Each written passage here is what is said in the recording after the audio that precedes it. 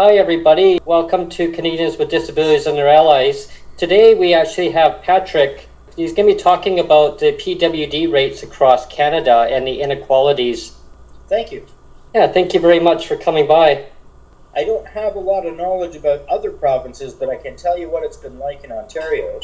We've got presently about 430,000 people on the Ontario Disability Support Program, which is our disability pension. Mm-hmm. I think last time I saw our population, it was around 17 or 18 million people in Ontario, so that's a fairly significant number, as you can imagine. Oh, absolutely. It's outrageous on how low the rates are. Yeah, for instance, in my city, Barrie, Ontario, which is about an hour north of Toronto, everybody in the province gets the same disability rate, which is $1,169 a month. But renting an apartment in my community now costs $1,600 a month for a one-bedroom. Wow. Yeah, that's definitely outrageous because you can't find anywhere to rent for that price. No, that leaves you to looking at becoming a roommate, and a lot of people are in the same boat, whether they're working or on disability, having to share a room or sublet with somebody else. And, you know, it definitely puts the whole idea of owning your own home out of view. So it's kind of a trap, you know. Once you're on disability, you don't want to lose it because it covers all your medications, and anybody with chronic illness needs those meds to survive. So you don't want to do anything to jeopardize not having that, you know. And it's a real trap, the system that we have. A lot of tough decisions that people have to make on a day-to-day basis on juggling around. You take your medications, you buy food, you pay for your hydro, internet, you put a roof over your head. I mean, that's the number one, key thing, obviously, is having the your rent paid for in full and having roommates. I mean, some people may say, yeah, that's a great idea, but in some cases, and many cases, that's not always viable either, right? Accessibility-wise, is the place geared up to be accessible? And some people, they may not even know the person or get along with the person either, right? That's right. There are, there's as many disabilities as there are unique people. So I think it's important to bear in mind that we don't paint everybody with the same brush, but some of the disabilities covered by the ODSP program are not necessarily physical disabilities. They're not necessarily people with mobility problems. They could be people who have mental illness and mental health requirements. So that makes it even more challenging to live with people you don't know and maybe don't like. Exactly. And, there's a lot of invisible disabilities that are out there, and it shows that there's multiple different disabilities that, it's too many to list off. And, it's kind of like trying to give an overview of basically all the inequalities of, the different types. I mean, there's mental illness, but and like physical, but people have multiple ones, physical and invisible disabilities. And nobody should really have to make these tough decisions and not have enough to basically cover all your basic necessities in life. I got a chart here that I pulled up here. Now, just kind of go over the different provinces with the rates.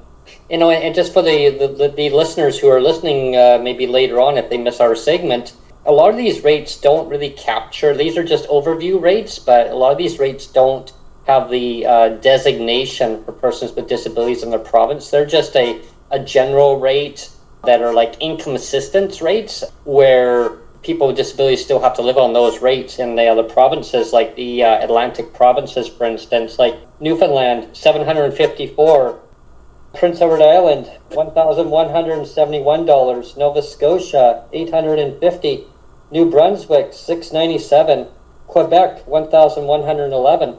I mean, those are just the Atlantic provinces, except for Quebec, but then you got Ontario, $1,169, well below the poverty level. Manitoba, $1,068. Saskatchewan, $1,064. Alberta, $1,685. And BC, $1,358. And then you got the Northwest Territories, Got Nunavut, was it $875? Well, that's pretty low for there. Northwest Territories, 2,153, and the Yukon Territories is $1,654. They're a little bit higher in the Northwest Territories because of having to ship up a lot of the product and different services that they need up there. I can understand that, why theirs is a lot higher, and I get that. But that goes to show that the cost of living in every other province, though, it should be equal across the all the provinces.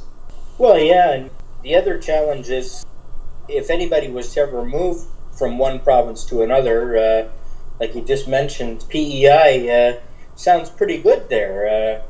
That's a couple $100 more than I'm getting in Ontario, but to make the move, you would then have to reapply for disability pension in that other province, and that, in Ontario, it can take a couple of years to be approved. So, I couldn't imagine without harmony between the provinces just how difficult it would be to go from one place to another. Yeah, and that has to change because, a disability doesn't go away. It follows the person in their life.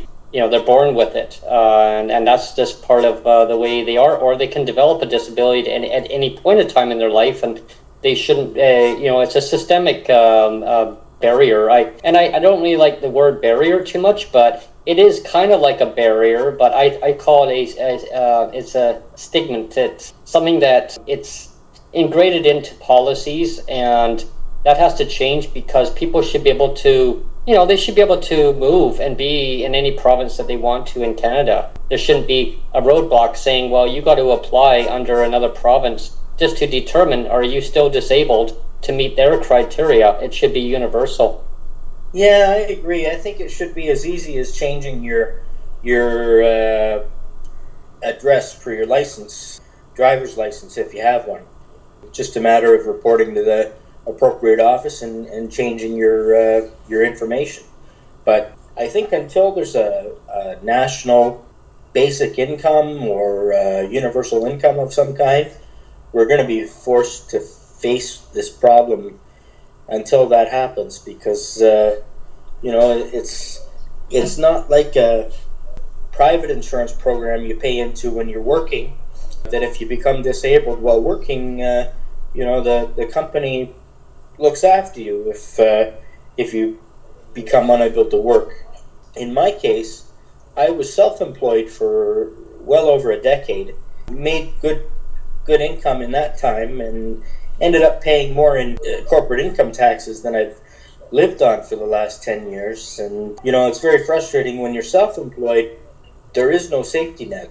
This is the safety net, the disability program or welfare in your province. So I think the conversation's got to start about what do we do now, because a lot of people choose self-employment, especially these days with jobs being scarce, Well, yeah, and it in each province has different taxable levels when it comes down to different jurisdictional criteria on their expenses on. So yeah, like you say, basically if a person needs to move for whatever reason, it's like changing their driver's license or changing their address. It should be same thing as just taking their disability comes along with them as part of who their identity is, who they are, and it should be the same way.